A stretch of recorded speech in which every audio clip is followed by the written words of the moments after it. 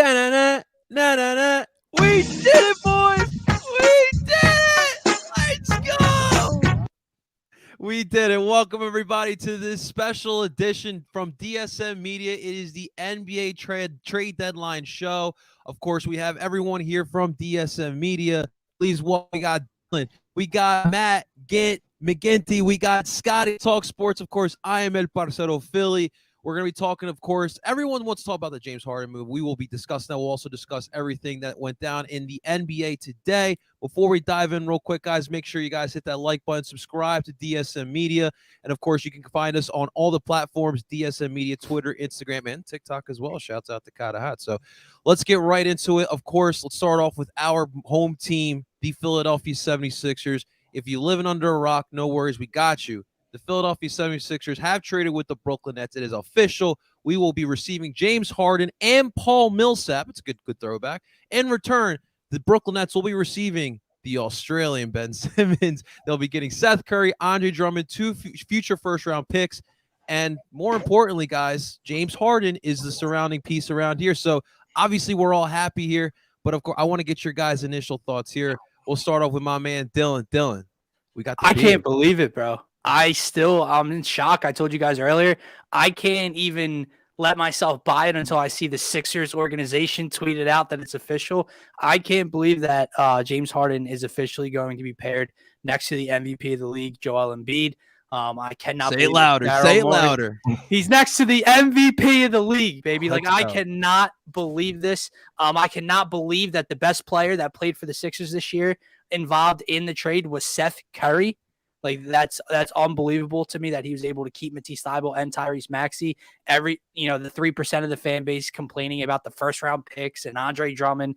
My goodness, guys, please seek help because I don't talk to me about it. I'm not the guy to talk about that because that's utterly ridiculous. But first round picks. Yeah. Are we joking? A 2027 first round pick, mind you, is one of them. But yeah, that's my thing. Utter shock. I tried to buy into it and just, a lot of negativity in years past at the trade deadline, and I just didn't think it was going to happen. And refresh Twitter, the Woj bomb hit, and here we are. Harden and Embiid are trying to bring this city a championship, and let's do it. I do have to ask: is anyone else's thumb cramped up after today?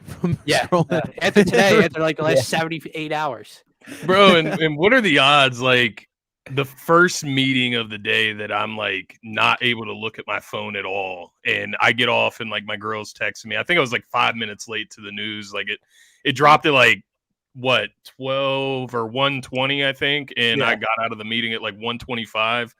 And of course, I come back to my phone. I think the Sleeper app, honestly, is the first one that updated me of the trade going through, literally. Which the Sleeper app is magically ahead of everybody as far as giving alerts. I don't know if any of you use the Sleeper app for fantasy, but they give notifications for other things that are happening in sports. And they beat ESPN to it. They beat Bleacher Report to it on my phone, all of them. So, but yeah, just as far as the return of Harden, obviously, right? That's the end goal. But giving away Drummond, Matisse, and Seth, or not even Matisse. Look, I already had it pre-described in my head that we were getting rid of him. But I've been arguing on Twitter all fucking day, about the value of these guys and why they should get shipped out for Harden. People are undermining Harden's value so hard, and even national media now, I don't know if you guys caught some of the national media and what they're saying about the trade. The worst mistake. All of a sudden, Ben Simmons is this renowned superstar in the NBA again. And the Sixers are making this huge mistake. All of a sudden, Kyrie Irving can play every game. What's Ben Simmons' stats this year? I'm sorry. That's what I'm saying. What did it lose? Sorry. Make it make sense. And, with Drummond, I had people telling me, you can't trade Drummond. You got to keep. Bruh, come on. If Embiid is not in the game over 35 minutes in the playoffs, we're not winning. Drummond isn't making that big of a case, and he's on an expiring contract, guys. He just got cooked by JaVale McGee the other night. So can I say something? The argument from these people about moving Drummond, he's the best backup Embiid's had, yada, yada. I get it. I like Andre a lot as well. But bottom line is they keep arguing well, Embiid needs that rest. Embiid needs those minutes off the floor, blah, blah, blah. That's how he's been so dominant. You know what else Joel Embiid needs? Someone else to produce offensively so he doesn't have to drop 40 a night. What does James Harden bring? That's where Joel Embiid can get more rest. Even when he's on the floor, he doesn't have to be as active and exert as much energy each and every possession because he's got another superstar next to him. The people that are really upset about Andre Drummond, I never thought that would happen. Like if you put out a poll about would you include Andre Drummond, it should have been 100% yes, 0% no. There's a fraction of this fan base that is like no, and I can't believe my ears. Let me jump in real quick. Let's get your thoughts. I just think we're focusing on the absolute wrong thing. We went from last year at this time where we missed out on what I thought was Kyle Lowry, who I thought would put us over the top, and got George Hill in a miserable time. To a year later, James Harden is requesting to not play with Kyrie Irving and Kevin Durant, to play with Joel Embiid, and on top of all that, to opt into his contract for another year, which I don't think people understand how important that is. Let's say things crumble at the end of the season. Obviously, knock on wood, he's here for another year. So it is a monumental day. I can't remember, besides obviously the Eagles Super Bowl, where I've had this much enjoyment in Philly sports. This is Harper-esque. Is this bigger than Harper for you? Yeah, I'm also not I'm a baseball guy, but not as big in baseball as I am basketball. But Andre Drummond and Seth Curry, thank you. You did everything for us that we asked at the time. But we just got the guy that is on the NBA 75 list for the 75 best basketball players of all time. So, let me ask you before we move forward. Is this bigger than Jimmy Butler? Oh, yeah. It's not even Like I just mentioned, NBA 75 list is 75 of the best basketball players that have ever lived. And James Harden is on that list. And we traded him for 2 role players, one on the vet minimum, one on an $8 million deal, and a guy that hasn't played a game this season.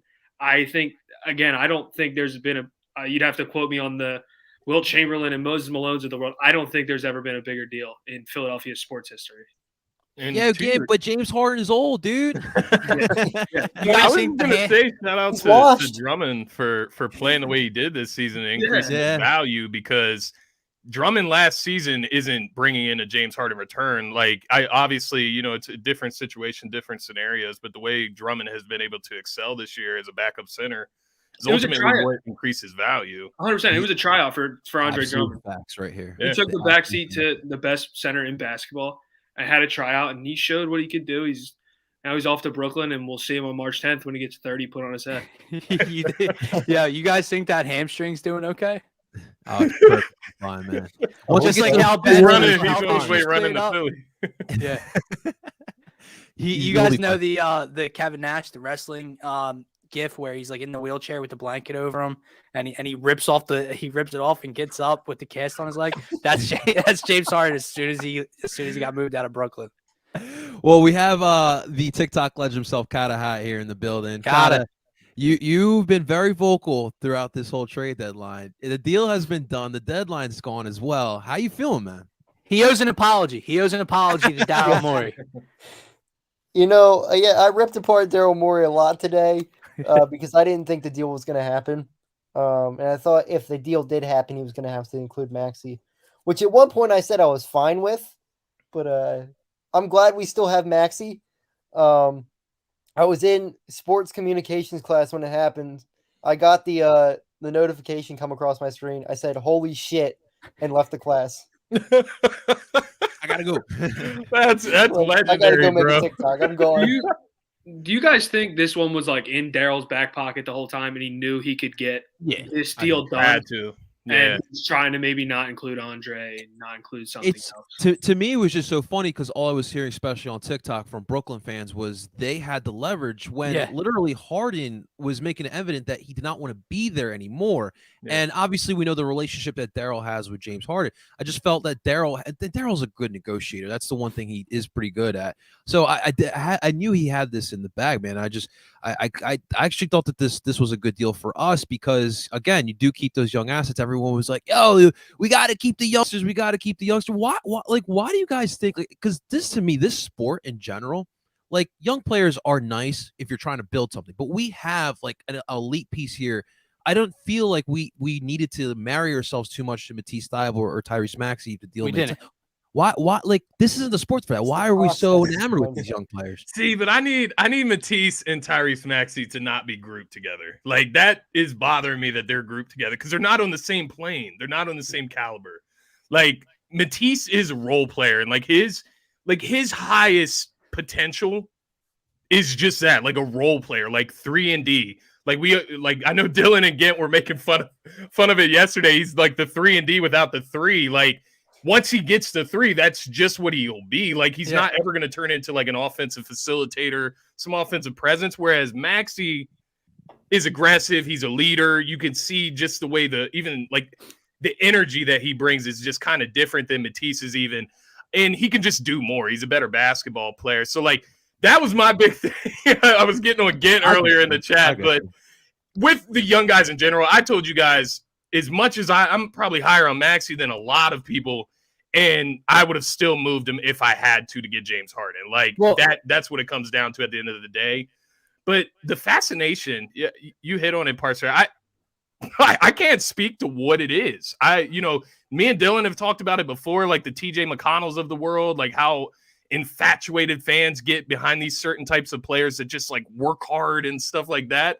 But Matisse Thybulle, I guess, like, is it because he's just such a nice guy and he has a YouTube channel? Like, what is it? Because he averages 5 points a game, and people are telling me that he's this like next world talent. Like, I get it. He's great defensively. The stats that you keep throwing out at you too every single time you say something about him. 5-2-1 or chart. Something. Yeah, like a full-on chart. Here's the thing. Show me where he played in the fourth quarter. I am glad ultimately that he was able to get it done without including either of the younger. Like it's better that happened. Likewise. That's why it's a good thing Daryl Morey has that job and I don't and Kata doesn't and Scotty doesn't. Because as soon as Brooklyn said, give me Ben, Seth, and Thybulle out of here you go, signed, sealed, and delivered. He knew Brooklyn would fold like a cheap tent as the hours ticked away, and he was able to get them down to Drummond instead of Thybulle. So hats off to him there. But you're right. Like when I was seeing the reports that everything else is lined up in this deal except Matisse Thybulle, I wanted to rip my hair out because if Daryl Morey did not go through with this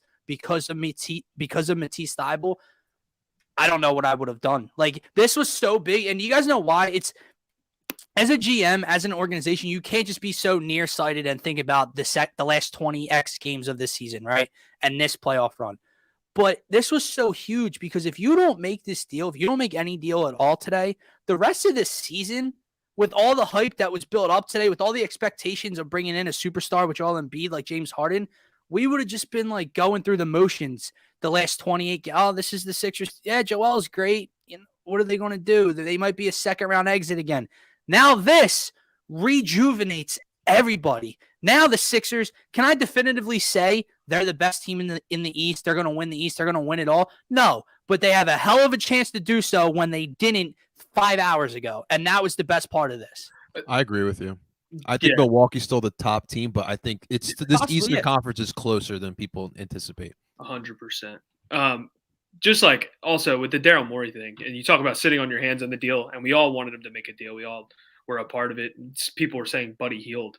And even if you just look at like the framework of what he's done over the time, we flipped Josh Richardson for Seth Curry.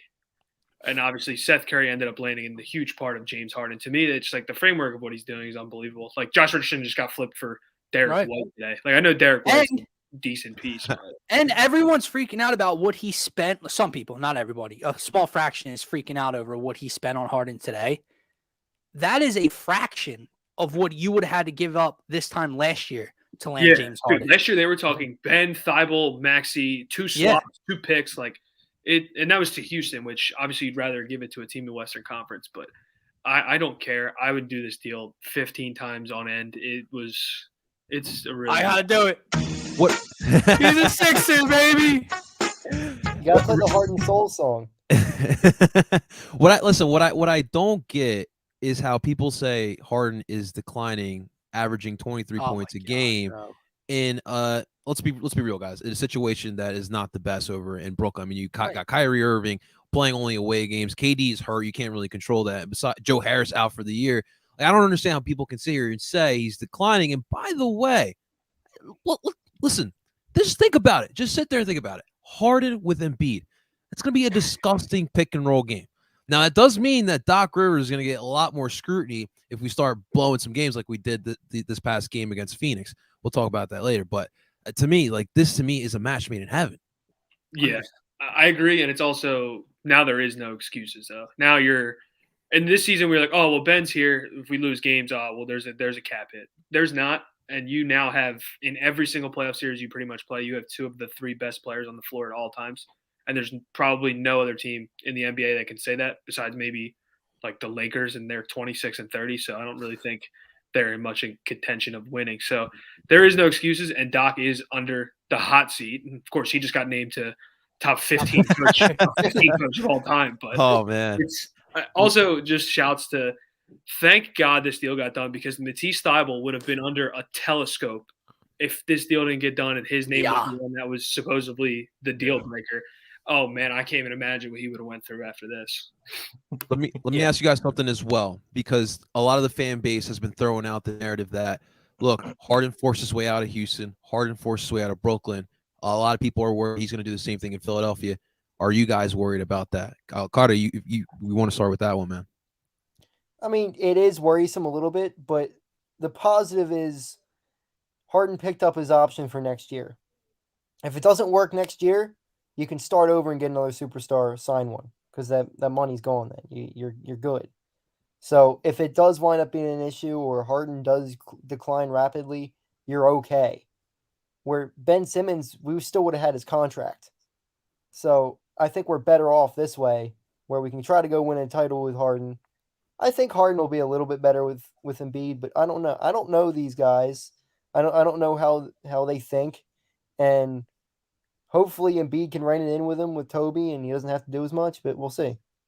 I mean, it is a worry a tiny, tiny bit, because you can question the dude's character, right? Like when things go and get tough, it kind of seems like when he wants out, he'll get his way out. But you have to look at the situations he was in compared to hopefully what we're building to here. Houston was Houston, right? Like after Chris, and that's on him when he forced Chris Paul out there, wanted Russ Westbrook in, it didn't work out. They lost the 3-1 series lead to Golden State, so on and so on. And then at his ending days in Houston, it was just kind of a mess over there, right? He gets to Brooklyn. Maybe he didn't even really want to go to Brooklyn. That's just the best offer that they got. He gets to Brooklyn. They build this big 3. Now you have all the drama with Kyrie, and you had the locker room issues, and KD's out, and you're losing constantly. Now he wants out of there. I don't see a situation in Philly, barring, unhealthy Joel Embiid, barring something crazy where they start losing a bunch of games, where the locker room becomes dysfunctional. So I think hopefully, knock on wood, he stays content here. Everything stays positive here, where the last 2 situations were pretty shitty situations for anybody. I agree. Scott, you have anything you want to add on there? Yeah, no, just kind of piggyback on what Dylan was saying there. It, in my eyes, Harden forced this situation. Like, that's when the leverage switched, is when Harden, I don't even think that it's that he realized he wanted to go to Philly. It's that he realized there's a great chance that I can get there right now. Yeah. And so, like, that's what you're seeing when they report that he's unwilling to formally request a trade, but you're putting it out to the public that he wants to request a trade. So he may as well have formally requested a trade. Like, it doesn't matter. But my point is, for all we know, he could have wanted to go to Philly last year at the deadline. Maybe not. Maybe he didn't want to go to the Nets in the first place.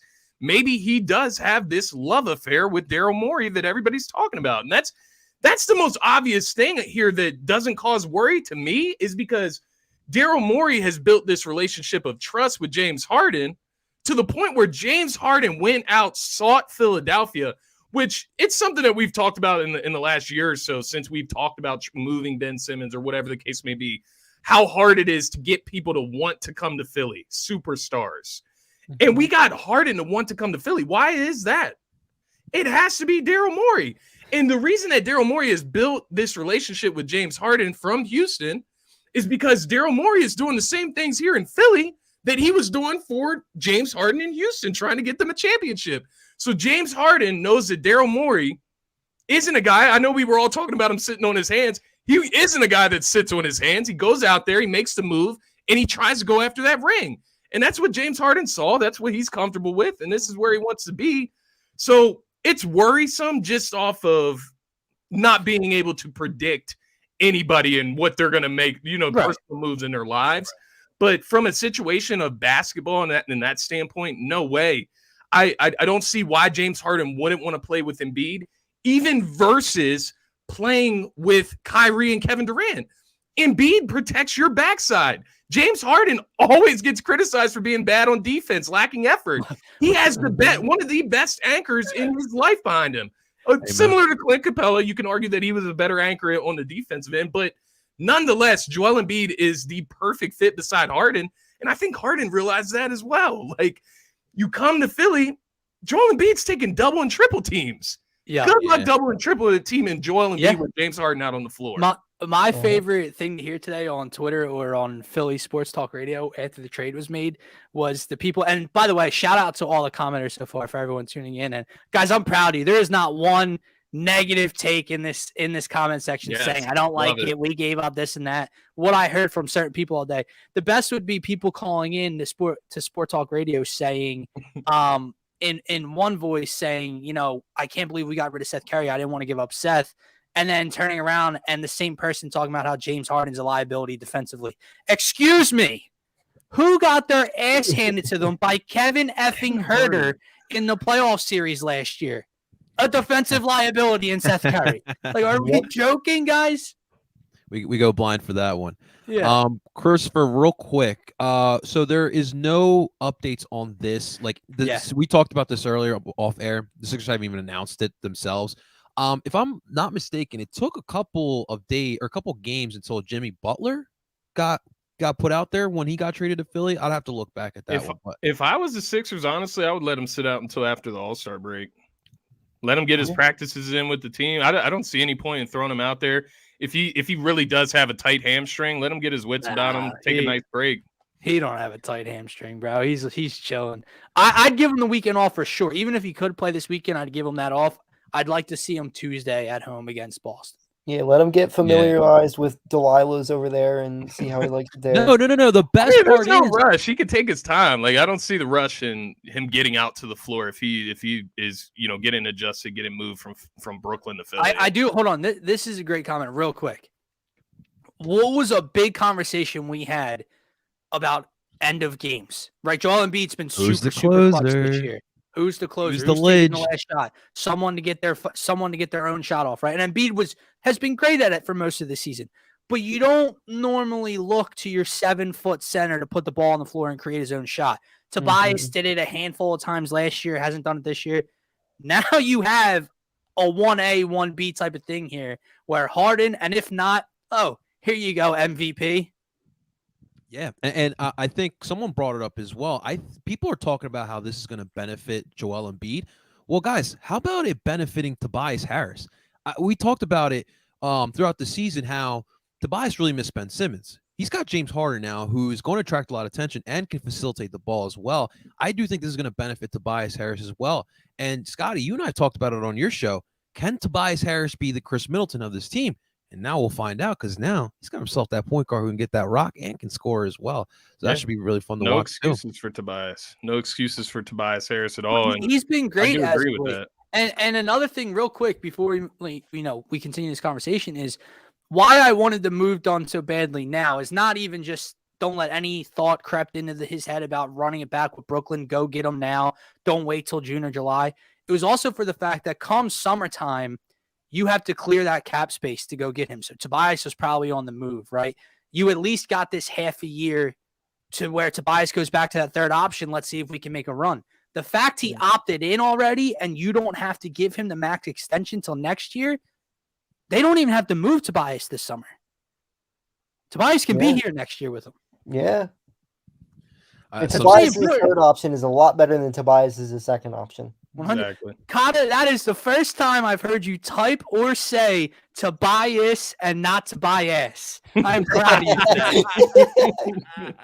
It's funny because everybody is going to take a step back now, and rightfully so, because Tobias is finally in. I'll ask you this first, because I feel like you have a little bit different point of view. How do you think it affects Tyrese Maxey? Well, I think he should go on the bench like he should have been from the start of the year. That's for darn sure. So what's the lineup? I would start Danny Green and Thibault alongside those three guys we just mentioned. They give you the most body. They give you the most ability to switch on defense. They give you everything. And it gives Maxey an open floor. Like we've talked about, it gives Maxey a lineup with, as of right now, and who knows if it's going to change, Ferk, Isaiah Joe, Shake Milton when he comes back, Niang, Paul Millsap. If Paul Millsap plays. Also, I'm hyped to see Paul Millsap. People also forget that was Embiid's like first beef in the NBA. It was Paul Millsap when Paul Millsap made the All-Star team over him in 2017. That was like the first thing I thought of when I saw Paul Millsap's name. But I think Maxey deserves his own unit. He already wasn't getting enough touches with Tobias and Embiid on the court. Now you're talking about probably the most used player in the NBA in the last 10 years. Or I shouldn't say 10, maybe like 7. So it's just I get everyone wants to have your 5 best players on the court start the game. It's how you want it to be. Every single 6-man that's been around James Harden has been unbelievable. He was a 6-man to start his career. Eric Gordon. Yeah. There's guys that are just bucket getters, microwaves, where an offense is instilled and it doesn't have to change when James Harden comes off the court. You have a guy that can come in and produce the same exact things. That's why when I'm reading these Dennis Schroeder names and stuff like that, I don't think there's a need for it as much anymore. With Harden here, probably going to be your primary ball handler, I'd assume. And I think Maxey could be the secondary ball handler off the bench. Now, it doesn't mean Maxey can't close games. Maxey obviously can still close games, especially if you're down in a close game, and Matisse Thybulle is going to be guarded by nobody. So that's my thing. I'll say that with the Maxey. I don't think he should start anymore with that unit. I think it'll change from a night-to-night basis and depending on who you're facing off against. But I completely agree with you again. Like, I think people want to see Maxey playing as that too. I know he's got the combo guard ability, but when I'm looking at Tyrese Maxey when he's at his best, and it is when he's running that point, and we all remember during the COVID scare when Tobias was out, Joel was out, man was running the whole offense and he was scoring. So if we want to take advantage of everyone's skill set, I think you're best suited having Maxey coming off the bench on a good night. We'll get to buyout options and what else we can bring on a little bit later. It's also not a negative thing to say. Yeah, people, no, not at all. Like you might look at it as like a negative to say, oh, he's Maxey going on the start, bench. Man. That's not it, especially because Danny Green is going to be on a minute restriction every night. So Danny Green can start the game. Harden's your primary ball handler, and then you find a way, even though Doc's terrible at this, but to mix the lineups together and mix the ball handlers up together. Staggering starters? What? Yeah, like Doc's terrible at it, so it sounds really hard to say, but I don't know. He's got better lines than Mike Yo and the Flyers, man. Oh man, it should be interesting. Kato, what do you think, man? What should we do with Tyrese in the starting lineup? I think they need another shooter. Yeah. Whether it's a wing guy or something to replace Seth Curry. So if you put that instead of Danny Green or Thybulle or like that. But Maxey run the second unit's nice. He gives you a nice jolt off the bench. We saw that a little bit in the playoffs last year. And he can just go score at will. And I like that a lot, where when Harden's on the floor, I'm not sure how much he's going to be able to get the ball. Yeah. I think that's the main point. I don't think he's going to get it a lot at all. He's the fourth. Yeah. He becomes the fourth option instantly. And then just to jump in, because Scotty, I know you definitely have something on this, and not to sound rude to Tyrese Maxey, how much do you want him to shoot the ball with those 3 guys on the court? And that's not a shot at Tyrese Maxey. Like off ball. I don't know. How much do you want him to shoot the ball with those 3 guys on the court, with James Harden, with Joel Embiid, and with Tobias Harris on the court? This was my biggest thing with Ben, was where were the shots with all the guys that were around him?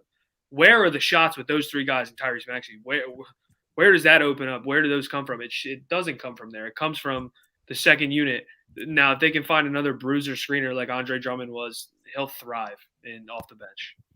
Yeah. Absolutely. What about you, Scotty? I mean, with Doc Rivers, I just have to think with Doc Rivers. So, I would move Tyrese Maxey to the bench, especially with Doc Rivers, just for the reasons that we've already talked about as far as him staggering. But I do agree. I think Danny Green, you have to have him in the lineup just because he's a spot-up shooter. I mean, he's probably the best one that we have now, maybe. Don't hold me to that, but he probably is the best three-point shooter that we have as far as consistency. And then, Thybulle, you need him in there for defensive purposes, although I would be open to going back and forth with that, depending on the matchup, of course. But that, looking at Maxey, I think he's a guy that you can plug in anywhere. I think he can do a lot of everything, and I think he's always going to work hard to fit the role that is described for him, right? Just like he did this year, he made sure he was ready to shoot. I think he's always going to be a player that's just getting better at everything, so you can plug him in wherever. But as far as that spark plug off the bench, like Gant said, I think that's the ideal role for Maxey right now. And I said it on my pod yesterday, but looking at what's best for Maxey versus what's best for the Sixers right now, like for the Sixers and their chances at a championship, their best bet is Maxey running that second unit off the bench. For Maxey's development, obviously going forward, it's better for him to start. You're not going to worry about Maxey's development right now because it's not a priority in reality. So, I'm bringing Maxey off the bench. And I just wanted to comment on the, talking about at the end of games, and it was something that I really like, and maybe I should have realized it earlier, before they matched up with Phoenix the other night, Chris Paul and Devin Booker. As I'm going throughout that game, and obviously the Sixers go up by 10, the Sixers go up by 14, I think at one point, I'm just sitting there thinking if this game is under 10 points in the fourth quarter, Chris Paul is going to organize this Suns team. They're going to make less mistakes. They're going to take less bad shots.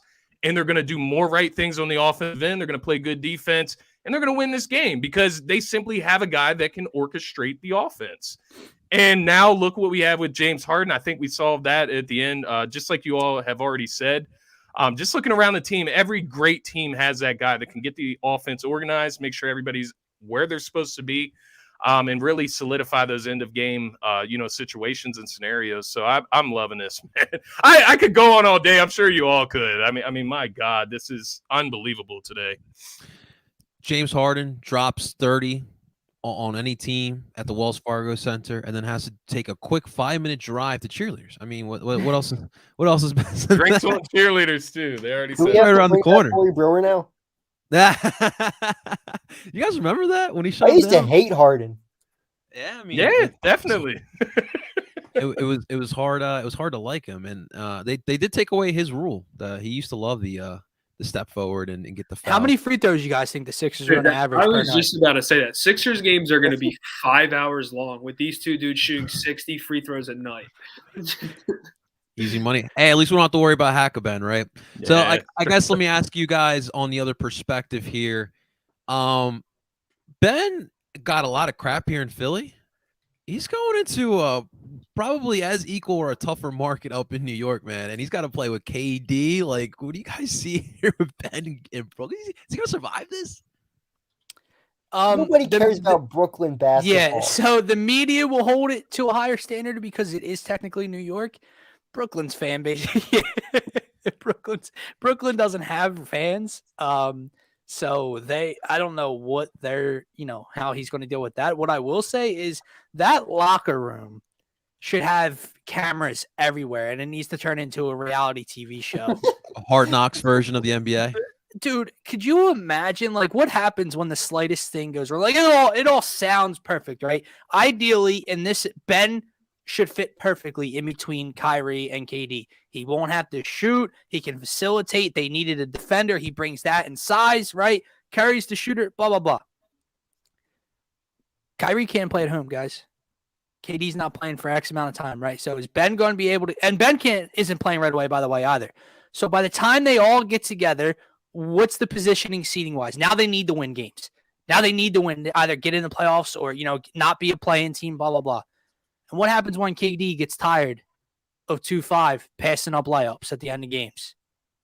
What happens when Kyrie's, throwing it to, going crazy, with one of his conspiracy theories or something, and Ben's mental state can't take it anymore? I think it's going to be a mess. I know people, theoretically, it sounds great. Nets basketball, I'm not worried about it, to be honest, at all. To Dylan's point, the Brooklyn Nets currently sitting in 8th place in the Eastern Conference with 29 wins. Atlanta with 26 and 10. Mark, I would hope you would make the goddamn playoffs. Is that a hoorah? We're making no playoffs. Like you guys were just favored. Is that why the Nets made this trade so they can try to make the playoffs? Yeah, what? And the thing is, hold on. I got to shout out Gint for a second because through this whole situation, I feel like me and him, and even Scotty to an extent, I feel like Scotty was the first wheel to fall off the train when everything was going south between the three of us. And we were three of the last guys to stick around and defend Ben. Gint was the last one. Seeing Gint tweet at 2-5 today and call him a hoe was the highlight of my effing day. Hell yeah, respect. Here's my devil's advocate. because it wouldn't be content without it. We got a lot better today. And the NBA executive thing where it said both teams get a lot better, I think Brooklyn does get a lot better. Sure. I agree. Brooklyn gets deeper. Brooklyn has probably, on paper, the best starting five in the NBA. If Ben comes back and is what Ben was in Philadelphia. They have two guys on their wings that are probably the most versatile two defenders in the entire NBA. Brooklyn gets good, but like Dylan said, it's a shit show there. There's a lot going on. I think to the point, like, yes, the starting five sounds great. The one dude can't play in 75% of the games. I know, but again, I don't think those fines were brought up out of nowhere. I think Brooklyn intends on Kyrie playing in home games in the playoffs. And what I was gonna say, with Drummond, Drummond is bigger for the Nets as far as acquisition than it is lost for the Sixers. They needed somebody with size. I know that he can't do anything with Embiid. You'll go against Giannis. He's not going to be able to do anything there, right? But just having somebody in the paint, they had nobody. They were running LaMarcus Aldridge and Blake Griffin at the center position. Andre Drummond, one thing he can do is get boards and just be a big body in space, right? So I think they got better. Obviously the concerns with Ben, they're going to be there and they're not going to go anywhere. The free throw shooting, the mental, block of playoffs and pressure, that's not going to go away. But I also do feel like if there was one place where he could thrive passing out of layups, it's going to be the Warriors and it's going to be the Nets, right? Mark, I do just want to give you a second. Please, that's fine. Please share your thought process onto why. I thought there was no Nets fans. Yeah, I didn't think so either. But secondly, here's my favorite thing. I did see a few Nets fans pop up on my feed today, and they wanted at 11 a.m. They wanted James Harden the hell out of Brooklyn. Why? Because he gave up on his team. Ironic, isn't it? So ironic. They want someone off their roster that gave up on the team. Let me spoon feed you a dude that hasn't played all year because he gave up on his team. Guys, I don't think you know what you're getting yourselves into. I really don't think they do. But also, gentlemen, March 10th. Now, I already went on StubHub and I put this on Twitter. The site actually I couldn't buy. I tried to buy tickets. I couldn't. That's how crazy it's going to be. I bought tickets for Friday and it got canceled. What do you mean? What happened? I placed an order for tickets for tomorrow's game, and 25 minutes later, the order got canceled out of nowhere. Damn. Wow, maybe that person wants their seats. They about to run it up. Yeah, $30 a ticket, and then I go look back on the app, and it's $60 a ticket. And I'm like, yeah, he must have kept the tickets, or they're probably assuming that he's playing, so they want to jack up the price a little bit. I honestly don't think he's not going to play tomorrow. I just checked the ticket. Yeah, there's no way he's going to play tomorrow, but I just checked the tickets for that game on Game Time. You can get them on Game Time, but they're significantly more than the rest. The going rate is $200 flat. Well, it's not the $15 to watch the Clippers. Damn, I was just going to tell Chili here if we can all get down, we'd have to meet up with them. But the next highest price game, flat. The next highest price game is the Cavs on Saturday at $71. They probably think he's going to play Saturday. You talk about a drop. That's gonna be a fun game. 200 bills to 71 bills. I was paying $5 a ticket there for a while. That shit's gonna change. The Flyers are gonna be the cheapest ticket in town again soon enough. Soon enough. All right, so let's look real quick at some of the other deals because there are some potential buyout options for us, maybe, possibly. Just the big ones: Porzingis heading to Washington for Dinwiddie and Bertans. I actually kind of like that move for Dallas. The Celtics reacquired Daniel Tice, and so he goes back to Boston. And the Rockets do get Dennis Schroeder. I got to get the Schroeder, I proper don't know. term. Schroeder, The proper German pronunciation, but he's going to Houston, which that could possibly be a buyout option there. Obviously, one of the big ones was the four-way trade between we had Sacramento, Detroit, Milwaukee, and LA. The Kings get Dante DiVincenzo, which Gint, man, I'm so sorry, brother. Josh Jackson, Trey Lyles. The Pistons get Marvin Bagley. The Clippers get Rodney Hood, Semi Ojeleye, and then the Bucks get Serge Ibaka and 2 second-round picks there. And then Josh Richardson, ironically enough, we're talking about Seth Curry. Josh Richardson gets traded to the Spurs for Derek White. We'll see what happens there. And that's pretty Goran Dragic to the Spurs for that. You thought that I didn't even know that Young was still kicking in the league, but he's getting sent to Toronto. San Antonio's getting Goran Dragic. Could that be a potential buyout option there? There's a couple guys. Obviously, Dennis Schroeder. I'm not sure Eric Bledsoe get bought out yet. There was rumors of that. Not yet, but he's supposed to apparently. Supposed to. Just talk about Goran Dragic. Is Terrence Ross finally going to get bought out? Hopefully. That's a good question too. That's been like 8 years running, it feels like. Every year at the deadline, he's a name. He doesn't get moved. Maybe he'll get bought out, and he just stays in Orlando. That's what I said on TikTok earlier. It's like I've been wanting this dude at the deadline for like 2 to 3 fucking years. Like he's just instant offense. Nothing. Dude, Eric Gordon, he's another guy. I heard John Wall as well. Maybe he gets bought out. But I don't know. Do any of the potential possible buyouts interest you guys for the Sixers, and who is it? Go again. Tristan Thompson jumps off the board for me for sure. A bruiser guy that rebounds the ball really well. He'll fill that void for the 13 minutes Embiid's not playing in the playoffs or whatever it's going to be.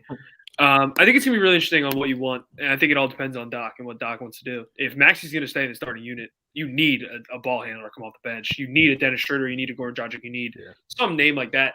Also, Eric Gordon jumps off the paper to me as either way, if Maxi starts or not. I think Eric Gordon's a really good name to have. And then teaming back up again. I was going to say that. Do you think that plays a factor into it at all? The fact that Morey and Harden are now here. Yeah, I definitely think. Yeah. I haven't heard stories of players not liking Daryl Morey that have played for him, especially those successful Rocket teams. Maybe I don't know what the Chris Paul ended up as, but those guys for sure. Robin Lopez, another name I don't mind. Just a big guy that's going to bang around. So you want another big body in here? Yeah, I mean, you need something. Charles Bassey is not the answer. The G League. Paul Millsap, bro? No, yeah. And it's, by the way, I just found out. Oh, no, he tweeted 2 hours ago. It's Paul Millsap's birthday. Oh, well, happy birthday. We'll go to cheerleaders. We'll see when we get out. But Get what's the baby mama drama with Tristan Thompson, man. Yeah, I don't care. If you can that's the only thing. He's just toxic, but he fits the role perfectly. He can play on my team. So those are the guys I'd take. Other than that, like the DJ Augustines, the primary ball handlers that I don't think we'll need. I don't care. Gary Harris was another name that definitely jumps up the paper for me as well. But we'll see. LA is going to probably scoop up 2 of these guys. They have no choice. For no reason. Yeah. Why? Because the other 9,000 offseason acquisitions they picked up haven't worked. I know Russell Westbrook's playing like an MVP this year, man. That's the thing, though. At least, with this deal, like the Sixers will be a buyout candidate. Like they'll be a buyout destination. Like previous seasons where we considered the Sixers, maybe contenders, nobody was coming here because they didn't look at the Sixers that way, right? Like now James Harden looked at Embiid as a guy he can get to a ring with, and now other players are going to look at those two as guys they can get to a ring with. So, just talking about the Eric Gordons of the world, I think that makes like too much sense. Obviously he wasn't traded at the deadline, so he should get bought out. I would love to have him. He's that scoring option. He can handle the ball. He doesn't need to. He can play off the ball as well. That's what's nice about Eric Gordon. And then Terrence Ross, who Dylan mentioned, he's another perfect fit. Spark plug off the bench. Is Mike Scott still in the league? Fucking Mike Scott, man. Maybe a Mike Muscala, right? Oh, God. No, I do like Robin Lopez as well. If you're not going to go to the Tristan I did just Thompson see a route, name. Robin Lopez So, is another good route. Section 215 put out an article with a roster spot opened up in James Harden trade. Philadelphia should reunite their new star with his former teammate Daniel House. Thoughts? Hell no. I fucking hate Daniel House. How come? I'm just curious. I shouldn't say that. Those Rocket teams like just produce guys that I didn't like, and Harden was one of those guys. Like Gerald Green, like all those guys, I just didn't like. So I just think of that. I just think there's also better names. I think you can get someone that's not a side piece, especially if Maxey starts. Like you need a guy, like a guy that can win you a game 3 when you're on the road down 10, and he gives you a spark and your starters finish it. Like that type of guy, not a.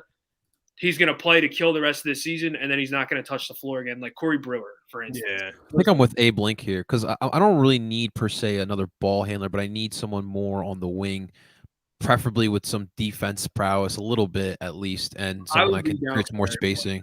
Eric Bledsoe's a dog, and I'm down. I think still, yeah. And there's not a lot of, like, it wouldn't be too much expectations here, like when he was in Milwaukee or even in LA, I guess. Kentucky boy, right?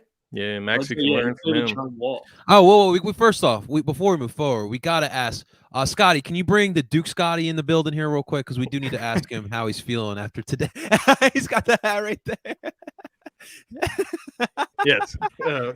Duke Scotty reporting. Hey, guys, how are we doing today?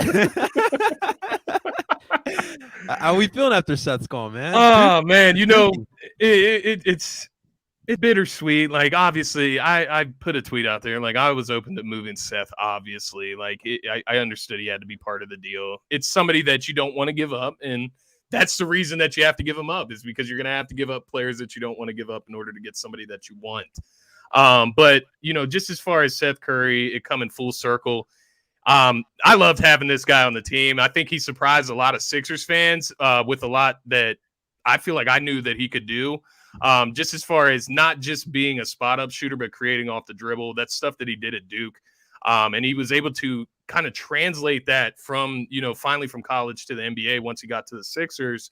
And you just have to wonder, you know, is it because of that connection that he had with Doc Rivers? Obviously, that's his son-in-law. You know, did Doc bring out the most man? Did Doc bring out the most in Seth like he did with Tobias Harris? You never know. Yeah. So I think, you know, if I'm looking at it from Seth's angle, he's probably pretty bummed out to have to, you know, move to Brooklyn. I saw the Jason Dumas report that he bought a house in Philly. He was ready to settle his roots. And then I saw the joking tweet of Doc Rivers canceling practice today. Yeah, to say goodbye to his grandchildren. Well, Seth can keep the house, man. It's only right up 95. He can get a little. He can get a little apartment in Brooklyn or something. It is what it is, though. 2 hours it is away. what it is. So JJ was doing that. He was traveling from Brooklyn. What's up? What's up, again? Bro, my thing with Seth was the deal he's on. Did he expect to be back after his contract ended up? Right. I thought he was playing to make a lot more. Now, the thing with Brooklyn is that role goes back to being a spot-up jump shooter. Right. And that would suck for his kind of next contract to be, like, tormented by the lack of touches he's going to get in Brooklyn with Kyrie and Kevin Durant. Scotty said something that made me cry, that made me laugh a little bit, though, you know, mentioning, I didn't want to give up Seth, but, you know, you got to give up. Man, that's something that part of the Sixers fan base doesn't grasp. Guys, I don't think you understand, like, to get the best player in a deal, you got to give up more than the other team. You got to give a little something to entice them. So I don't think, you know, Ben Simmons and Isaiah Joe was going to get this deal done, guys. Like, the fact, it really does make me laugh that people are upset over the 2 first-round draft picks. That's a wild. Oh, my God, bro. 29th overall. What are you worried about? Hold on. One of them's in 5 years from now. One of them's in 2027. Protected. A lot can happen in 5 years, though. You know, a lot could happen. Yeah. Now, the next year, I listen. I don't understand why you'd be mad, but a lot could happen. But still, like you said, they're draft picks. All right, guys. What are we trying? What are you going to get the next TLC out of that draft? Like, but if we win the championship, what does it matter? Exactly. If we're getting drunk on broad, why do you care about a 2027 draft pick? I won't. If they would have got, I'm gonna shotgun another beer. If they would have gotten Miles Turner with those picks, I would have been a little salty. But they didn't, and then also, so they can have their 9th grader right now, and we'll keep it moving. 9th grader, 2027. God damn, Dylan, we're an emotional bunch. All right, man. We've been through so much heartbreak. Dude, I'm with you. I'm a part of the brother and sisterhood here. Well, dude, the thing is this. Also, did you see the stipulations with the 2027 pick? Even though that doesn't matter, it's 1 through 8 protected. Oh yeah. and it's 1 through 8 protected the year after, and then it just turns into $2 million. What the fuck did Mark Gold just say in the comments there? You trade Embiid and Harris for Giannis and Middleton. Yeah, I'm sure Milwaukee will sign up for that one. Shouts to Mark, man. Shouts to Mark. Shout out to Mark. Great question, man. Bringing the energy. I'm sorry, Mark. Scotty said, "What the fuck did he just say?" I don't think Philadelphia. If those, let's say Giannis was offered to Philadelphia, I don't think Philadelphia would say yes. And if Embiid was offered to Milwaukee, I don't think they'd say yes. I don't think either one are so rooted in their. It's a good way to put it. Yeah, they're just. Good way to put it. When you talk about untouchable, I think to each of those organizations, those guys are untouchable. Yeah. So. Completely agree. 100%. Completely agree. All right, guys. That's gonna do it for our deadline show. Real quick, going around the panel here. What do we got going on for this week, guys? I ain't got shit going on. Scotty and I have turf talk on Sunday. With the iron out the details of what time, but obviously Super Bowl episode. Super Bowl. No, we'll talk a little bit about the championship game performances, and then we'll base it all around the Rams and the Bengals. But other than that, the Faithful Fanatics should be brought back Monday or Tuesday of next week. Hopefully we're talking about a James Harden performance or so. But yeah, man, just focusing on DSM Media right now. And Scotty, what do you got going on? No, Turf Talk. Just make sure you tune in on Sunday. What are we going? 1 p.m. or probably on normal time? I don't know. I'm gonna be. Oh, I actually have to coordinate with you because I'm gonna be with Parcero on Sunday. So we need to coordinate for what we're gonna do for that show. But we'll definitely be there on Sunday. Everyone's welcome. We're down the shore. We're gonna be throwing rocks at the Borgata. It's gonna be a great time. Yes, sir. So definitely, if you guys are free, come join. But it is DSM friendly.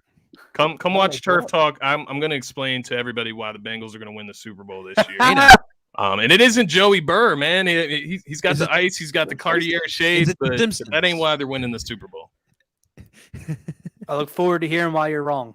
Dylan's already been down this Cincinnati road. You've been down the Rams road, bro. To be fair. Ken, I do want to ask, when does Nova play next? You're my Nova guy. You're my Nova Connect. They played 2 nights ago. They beat St. John's. They probably play Saturday if I had to guess. Did anyone else know that the Sweet 16 and Elite 8 is at the Wells Fargo Center? Yeah. Is it really? Wow. Yeah. I did not know that. You might have to pull up if Nova's in it. Yeah, I'm pulling up. Duke's gonna be in it. I think we owe a shout out to 2 guys. Andre Kirilenko and Danny Granger, 2 guys that refused to play for the Sixers at one point in their career. And I hope they look at this and think, damn, I could have at least been rooted in this organization when we win the title this year. It's crazy how far this has come. And today was almost like the word. The real fans know, Gent. The real fans know. Yeah, is it game changing for Philly, Gent? Like, is this what opens up the floods to superstars coming to this is exactly. That's the biggest thing. And I was on this year where I was like, there's never been a guy that was like, I want to play with Joel. Mm-hmm. Like, this is that first guy where now it's like, when we trade Tobias this offseason, it'll be for someone that wanted to play here. So we'll see. Yeah, does this open the floodgates till we get another real legit superstar too? Legit superstar. Legit. Kata, man, you've been busy on TikTok. Anything else you got planned this week? Well, now you say you're going to the shore this weekend. I might have to pull up. Oh, pull up, brother. My girlfriend's going to Florida, so I'm free. There we go. Hanging out with Matt Bear. Pull up. Let's have some brews. Brews and brigantine. That's how we do it around here. Awesome stuff. Of course, you guys I'll be recapping every Philly sporting event this week. We got the Sixers. We got those Fly guys as well. It'll be a nice little doubleheader on Saturday for me as well. But seriously, guys, thank you so much for everyone that tuned in and listened, watched, commented. Shouts to you, Mark, for those great takes on there as well. Definitely. Shout out to Mark Gold. Yeah, shout out to the only Brooklyn Nets fan I know. Hey, Pastor Rims down there in the comments. He's a Nets fan too. There you go. That's why he's asking about them tickets. That's my boy. Awesome stuff, guys. Make sure you guys are subscribed to DSM Media. Make sure you guys are following everyone here on this panel as well. Until next time, ladies and gentlemen, we are DSM Media, and the finals is coming to Philly. Let's go, boys!